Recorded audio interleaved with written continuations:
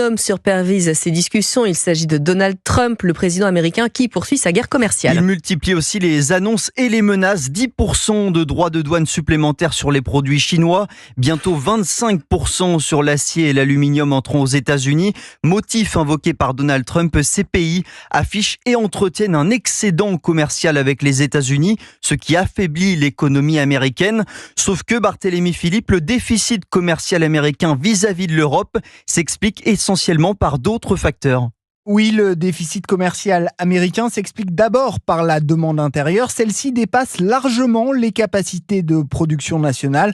Autrement dit, pour répondre au niveau de consommation des Américains, les États-Unis ont besoin des autres pays.